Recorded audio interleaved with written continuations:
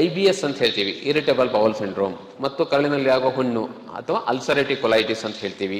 ಅಥವಾ ಕೆಲವೊಮ್ಮೆ ನಮ್ಮ ಲಿವರ್ನಲ್ಲಿ ಎಕ್ಸೆಸಿವ್ ಫ್ಯಾಟ್ ಡಿಪಾಸಿಷನ್ ಆಗುವಂಥದ್ದು, ಫ್ಯಾಟಿ ಲಿವರ್ ಅಂತ ನೀವು ಕೇಳಿರ್ಬೋದು, ಇತ್ತೀಚೆಗೆ ತುಂಬ ಜಾಸ್ತಿ ಕಾಣಿಸ್ತಾ ಇದೆ.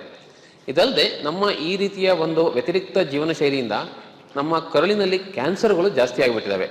ಅಂದರೆ ನಾವು ಕೋಲೋರೆಕ್ಟಲ್ ಕ್ಯಾನ್ಸರ್ ಅಥವಾ ಜೀರ್ಣಾಂಗದ ಕ್ಯಾನ್ಸರ್ ಅಂತ ಹೇಳ್ತೀವಿ. ಮೊದಲು ನಮ್ಮ ಭಾರತದಲ್ಲಿ ಇದರ ಒಂದು ಇನ್ಸಿಡೆನ್ಸ್ ಸ್ವಲ್ಪ ಕಡಿಮೆ ಇತ್ತು. ಇತ್ತೀಚಿನ ಅಂಕಿಅಂಶದ ಪ್ರಕಾರ ಈ ರೀತಿಯ ಕೋಲೋರೆಕ್ಟಲ್ ಕ್ಯಾನ್ಸರ್ ಒಂದು ಡಿಟೆಕ್ಟ್ ಆಗುವಂಥದ್ದು ಜಾಸ್ತಿ ಆಗಿದೆ. ಇದು ಯಾಕೆ ಇಂಪಾರ್ಟೆಂಟ್ ಅಂತಂದರೆ, ನಮ್ಮ ಈ ಮಣಿಪಾಲ್ ಆಸ್ಪತ್ರೆಯಲ್ಲಿ ನಾವು ಇತ್ತೀಚೆಗೆ ಕೆಲವು ಕಾರ್ಯಕ್ರಮಗಳನ್ನು ಹಮ್ಮಿಕೊಂಡಿದ್ದೀವಿ. ಅದರಲ್ಲಿ ನಾವು ಅರ್ಲಿ ಡಿಟೆಕ್ಷನ್ ಆಫ್ ಈ ಕ್ಯಾನ್ಸರ್ಗಳನ್ನು ಮಾಡೋದ್ರ ಬಗ್ಗೆ ಹೆಚ್ಚಿನ ಗಮನ ವಹಿಸಬೇಕು ಅಂತೇಳಿ ಮಾಡಿದ್ದೀವಿ ನಾವು. ಯಾಕಂದರೆ ಒಬ್ಬ ವ್ಯಕ್ತಿಗೆ ಕ್ಯಾನ್ಸರ್ ಗೊತ್ತಾದಾಗ ಪ್ರಾರಂಭಿಕ ಹಂತದಲ್ಲಿ ಚಿಕಿತ್ಸೆ ಕೊಡೋದಕ್ಕೂ ಲೇಟ್ ಹಂತ ಅಥವಾ ಕೊನೆಯ ಹಂತದಲ್ಲಿ ಚಿಕಿತ್ಸೆ ಕೊಡೋದಕ್ಕೂ ಬಹಳ ವ್ಯತ್ಯಾಸ ಇರ್ತದೆ. ಈ ಪ್ರಾರಂಭಿಕ ಹಂತದಲ್ಲೇ ನಾವು ಕಾಯಿಲೆಯನ್ನು ಪತ್ತೆ ಹಚ್ಚಿದರೆ ರೋಗಿಗೆ ಬಹಳ ಇದರ ಫಲಿತಾಂಶದಲ್ಲಿ ಬದಲಾವಣೆ ಆಗುತ್ತದೆ.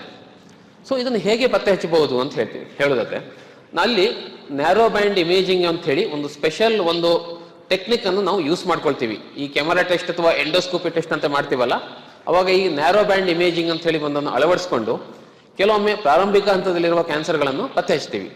ಪ್ರಾರಂಭಿಕ ಹಂತದಲ್ಲಿರುವ ಕ್ಯಾನ್ಸರ್ಗಳು ಕಂಡು ಬಂದರೆ ಇದನ್ನು ESD, ಎಂಡೋಸ್ಕೋಪಿಕ್ ಸಬ್ಮಿಕೋಸಲ್ ಡಿಸೆಕ್ಷನ್, ಅಂದರೆ ಎಂಡೋಸ್ಕೋಪಿಯ ಮುಖಾಂತರವೇ ತೆಗೆಯುವ ಹಾಗೆ ಮಾಡ್ತೀವಿ.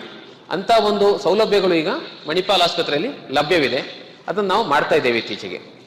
ಇದಲ್ಲದೆ ಎರಡನೇದಾಗಿ ನಾನು ಹೇಳಿದಾಗೆ ಫ್ಯಾಟಿ ಲಿವರ್ ಅಂತ ಹೇಳೋದು ಬಹಳ ಜಾಸ್ತಿ ಆಗಿದೆ.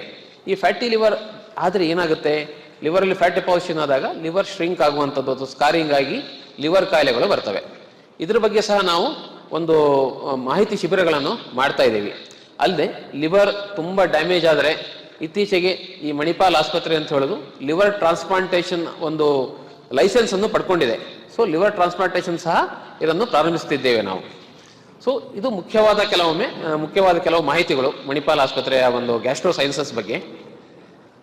ಕೊನೆಯದಾಗಿ ಹೇಳೋದಾದ್ರೆ, ಯಾವುದೇ ರೀತಿಯ ನಮ್ಮ ಜೀರ್ಣಾಂಗದ ಸಮಸ್ಯೆಗಳನ್ನು ನಿಗ್ಲೆಕ್ಟ್ ಮಾಡಬಾರ್ದು. ಇದು ಸಿಂಪಲ್ ಆಗಿ ಹೊಟ್ಟೆ ನೋವು ಇರ್ಬೋದು, ಬರೀ ಗ್ಯಾಸ್ಟ್ರಿಕ್ ಅಂತ ಹೇಳಿ ನಿಗ್ಲೆಕ್ಟ್ ಮಾಡಬಾರ್ದು.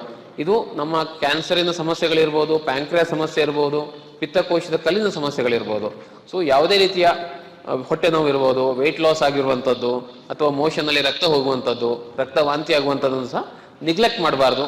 ಇದನ್ನು ಈ ಗ್ಯಾಸ್ಟ್ರೋಎಂಟ್ರಾಲಜಿಸ್ಟ್ ಅಥವಾ ಈ ಜೀರ್ಣಾಂಗ ರೋಗ ತಜ್ಞರಲ್ಲಿ ತೋರಿಸ್ಕೊಳ್ಬೇಕಂತೇಳಿ ನಾನು ಹೇಳ್ತೇನೆ. ನಮಸ್ಕಾರ.